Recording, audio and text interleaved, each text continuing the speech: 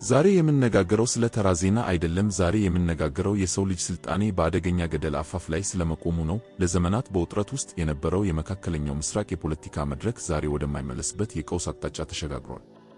ከመቼውም ጊዜ በላይ በከፍተኛ ጉጉት የተጠበቀው የአሜሪካ ፕሬዝዳንት ዶናልድ ትራምፕ ንግግር እንደ ነጎድጓድ ዓለምን አናወጠ። ፕሬዝዳንቱ ከዋይት ሃውስ በቀጥታ ባስተላለፉት መልእክት አሜሪካ ከእስራኤል ጋር በመተባበር በኢራን ላይ ከፍተኛ የጦር እርምጃ መጀመሯን በይፋ አወጁ።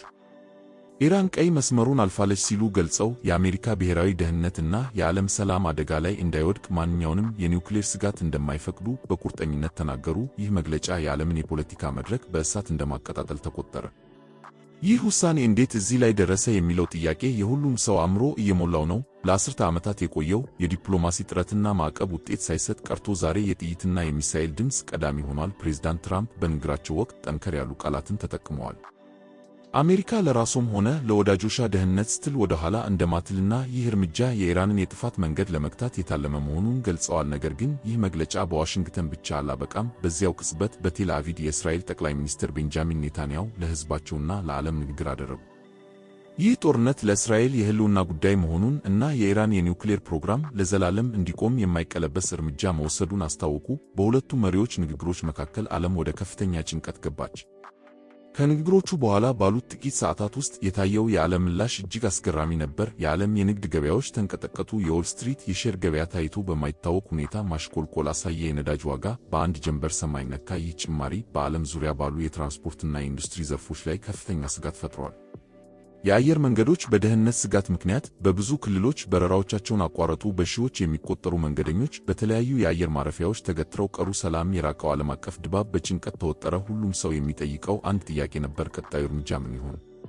ሁለተኛው ቀን ግን ከዚህ በላይ አስደንጋጭ ዜና ይዞ መጣ። ከቴህራን የተሰማው መግለጫ ክልሉን ወደ አዲስ ምዕራፍ አሸጋገረው። የኢራን ፕሬዝዳንት ማሱድ ፒዜሽኪያን በብሔራዊ ቴሌቪዥን ቀርበው በለቅሶ የታጀበ ንግግር አደረጉ። የኢራን የበላይ መሪ አሊ ካሜኒ በጥቃቱ መገደላቸውን ሲያረጋግጡ መላው መካከለኛው ምስራቅ በድንጋጤ ተዋጠ። ይህ መረጃ ለኢራን ብቻ ሳይሆን ለመላው እስላማዊው ዓለም ትልቅ ድንጋጤ ነበር። ኢራን ይህን እርምጃ እንደ ሀገር ላይ ወረራ በመቁጠር ወዲያውኑ ምላሽ መስጠት ጀመረች። በአካባቢው ያሉ የአሜሪካ የጦር መሠረቶችና በእስራኤል ዋና ከተሞች ላይ የሚሳኤል ዝናብ መዝነብ ጀመረ። ጦርነቱ ከቁጥጥር ውጭ ወደሆነ ቀውስ ተሸጋገረ። ይህ ጥቃት የክልሉን ጂኦፖለቲካዊ ሚዛን ሙሉ በሙሉ አዛብቶታል። በኢራን የሚደገፉ የተለያዩ የታጠቁ ቡድኖች በመላው መካከለኛው ምስራቅ ጥቃት መክፈታቸው ተሰማ። ከሊባኖስ እስከ የመን፣ ከኢራቅ እስከ ሶሪያ ያለው ቀጠና የጦርነት ቀጠና ሆነ። ሚሳኤሎች ሰማዩን ሲያቋርጡ፣ የጸረ ሚሳኤል መከላከያዎች ሲተኮሱና የፍንዳታ ድምፅ ከተሞችን ሲያናውጥ የሚያሳዩ ምስሎች በማኅበራዊ ሚዲያ ተሰራጩ። ዓለም በአደገኛ ፍጥነት ወደ መጠነ ሰፊ ጦርነት እያመራች እንደሆነ ግልጽ ሆነ።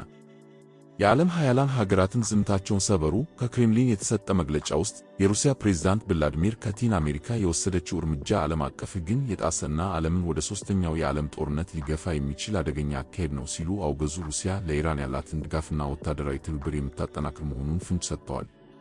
በቤጂንግ በኩል የቻይና ፕሬዝዳንት ሺ ጂንፒንግ ግጭቱ በአስቸኳይ በድርድር እንዲፈታ ጥሪ ያቀረቡ። ቻይና በኃይል አቅርቦት ላይ ያላት ስጋት ከፍተኛ መሆኑንና ዓለም አቀፍ መረጋጋት ለሁሉም ሀገራት አስፈላጊ መሆኑን አስገነዘቡ። በአውሮፓ ውስጥ ያለው ሁኔታም ተመሳሳይ ነበር። የእንግሊዝ ጠቅላይ ሚኒስትር ኪር ስታርመር ሁሉም ወገኖች ከፍተኛ ጥንቃቄ እንዲያደርጉና ሰላማዊ ሰዎች እንዳይጎዱ አሳሰቡ። የፈረንሳይ ፕሬዝዳንት ኢማኑኤል ማክሮን የተባበሩት መንግስታት የደህንነት ምክር ቤት አስቸኳይ ስብሰባ እንዲጠራ የጠየቁ ሲሆን የፈረንሳይ ጦር በተጠንቀቅ እንዲቆም አዘዋል። የጀርመን ቻንስለር ፍሪድሪች መርዝ ደግሞ የአውሮፓ ኢኮኖሚ ከኃይል ቀውስ እንዲድን ጥሪ አቅርበዋል። ጀርመንና ሌሎች የአውሮፓ ሀገራት በኢነርጂ ዘርፍ ያላቸው ጥገኝነት አደጋ ላይ መውደቁን ጠቁመዋል። በመካከለኛው ምስራቅ ሀገራት ውስጥ ያለው ጭንቀት ደግሞ የላቀ ነው። የቱርክ ፕሬዝዳንት ረጂብ ጣይብ ኤርዶጋን ግጭቱ መላውን ቀጣና ሊያቃጥል እንደሚችልና ቱርክ ድንበሯን ለመጠበቅ ማንኛውንም እርምጃ እንደምትወስድ አስጠነቀቁ። የሳዑዲ አረቢያ ልዑል መሐመድ ቢን ሰልማን ዲፕሎማሲያዊ ጥረት ለማድረግና ሁኔታውን ለማረጋጋት ከዓለም መሪዎች ጋር እንደሚነጋገሩ ገለጹ። የግብፅ ፕሬዝዳንት አብዱልፈታህ ኤልሲሲ በሱዌዝ ቦይ ላይ ያለውን የደህንነት ስጋትና በዓለም ንግድ ላይ የሚኖረውን ተጽዕኖ በስፋት አብራርተዋል። በአሜሪካ ውስጥም የፖለቲካው ውጥረት ከፍተኛ ነበር። የቀድሞ ፕሬዝዳንቶችም አስተያየት ሰጥተዋል። ጆ ባይደን የጦርነት መስፋፋት አደገኛ መሆኑን ገልጸው የሰው ልጅ ሕይወት ዋጋ ሊሰጠው እንደሚገባ ተናገሩ። ባራክ ኦባማ ዲፕሎማሲ እንዲመለስና ቀውሱ በጠረጴዛ ዙሪያ እንዲፈታ ጥሪ ያቀረቡ። ጆርጅ ደብሊው ቡሽ ግን የአሜሪካን ብሔራዊ ደህንነት ቀዳሚ ተግባር መሆኑንና በሽብርተኝነት ላይ የሚደረገው ትግል መጠናከር እንዳለበት አስገነዘቡ። የተባበሩት መንግስታት ዋና ጸሐፊ አንቶኒዮ ጉተሬዝ በሰጡት መግለጫ ዓለም በአደገኛ ገደል አፋፍ ላይ መሆኗንና የደህንነት ምክር ቤቱ አባላት ልዩነታቸውን ወደ ጎን ትተው ሰላምን ለማምጣት እንዲሰሩ ተማጽነዋል። የኔቶ ዋና ጸሐፊ ጄንስ ስቶልተንበርግ አባል ሀገራት የጦር ዝግጁነታቸውን እንዲያሳድጉና ማንኛውንም ጥቃት ለመከላከል ዝግጁ እንዲሆኑ ጠየቁ። በእስያ የጃፓን ጠቅላይ ሚኒስትር ፉሚዮ ኪሺዳ፣ የደቡብ ኮሪያ ፕሬዝዳንት ዩን ሱክ ኢዮል፣ የህንድ ጠቅላይ ሚኒስትር ናሬንድራ ሞዲ ሁሉም ግጭቱ እንዲቆም ጥሪ ያቀረቡ። የኢኮኖሚ ጥገኝነትና የዓለም ሰላም መደፍረስ በሁሉም ላይ ጉዳት እንደሚያመጣ ገለጹ። በላቲን አሜሪካ የብራዚል ፕሬዝዳንት ሉላ ዳ ሲልቫ ጦርነቱ በተለይ ድሃ ሀገራትንና ህዝቦችን እንደሚጎዳ ገልጸው ሀያላን ሀገራት ለሰው ልጆች ደህንነት እንዲያስቡ አሳሰቡ። በቫቲካን ደግሞ ርዕሰ ሊቃነ ጳጳሳት ፍራንሲስ ለሰላም ጸሎት አደረጉና የጦርነት ድምፅ እንዲጠፋ ጠየቁ። በመሬት ላይ ግን ነገሩ እየተባባሰ ነበር። በዓለም ዙሪያ ባሉ የነዳጅ ማደያዎች ላይ ረጅም ሰልፎች መታየት ጀመሩ። ሰዎች ነዳጅና የምግብ ቁሳቁሶችን ለማከማቸት በከፍተኛ ጭንቀት ሲሯሯጡ ታዩ። የገበያ ውድቀት ከዎል ስትሪት ጀምሮ መላውን ዓለም አናወጠ። ባለሀብቶች ከወረቀት ገንዘብ ይልቅ ወደ ወርቅ እና ዲጂታል ንብረቶች እንደ ክሪፕቶ ከረንሲ መሸሽ ጀመሩ። የአቅርቦት ሰንሰለት ተቋረጠ። ሱፐርማርኬቶች ባዶ ሆኑ። የፍርሃት ግዢ ወይም ፓኒክ ባይንግ ተስፋፋ። ይህ የኢኮኖሚ ድንጋጤ ከጦርነቱ እኩል ህዝቡን ክፉኛ እየጎዳው ነው።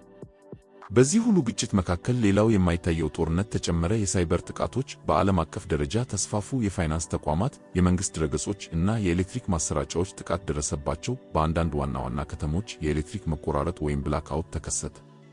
ይህም በህዝቡ መካከል ከፍተኛ ድንጋጤና ግራ መጋባት ፈጥሯል። ከፔንታጎን የተሰጠ መልእክት የአሜሪካ የጦር ዝግጁነት ደረጃ ከፍ መደረጉንና ማንኛውንም የሳይበርም ሆነ የየብስ ጥቃት ለመከላከል ዝግጁ መሆናቸውን አረጋገጠ።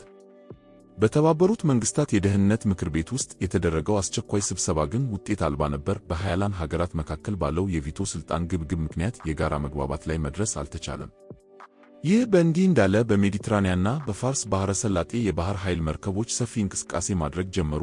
የጦር ጀቶችና ድሮኖች ሰማዩን ሞሉት። በሚሊዮን የሚቆጠሩ ሰዎች ከአካባቢው ለመውጣት ሲሞክሩ የታየው የስደተኞች ቀውስ የዓለምን ትኩረት ስቧል።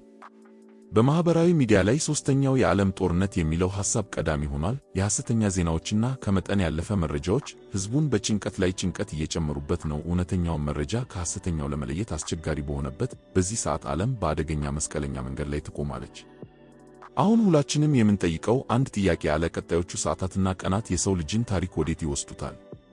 ይህ ጦርነት በተኩስ አቁም ስምምነት ይቋጫል ወይስ ወደማይመለስበት የዓለም እልቂትና ጥፋት ይገፋል? የታሪክ መጻሕፍት ዛሬ እየተጻፉ ነው። እኛም በነዚያ ገጾች ውስጥ ሆነን ውጤቱን በከፍተኛ ስጋት እየጠበቅን ነው። ዓለም ትንፋሿን ውጣ አይኖቿን በስክሪኖች ላይ ተክላ ቀጣዩን ሰበር ዜና ትጠብቃለች። ሰላም ለዓለማችን ይሁን።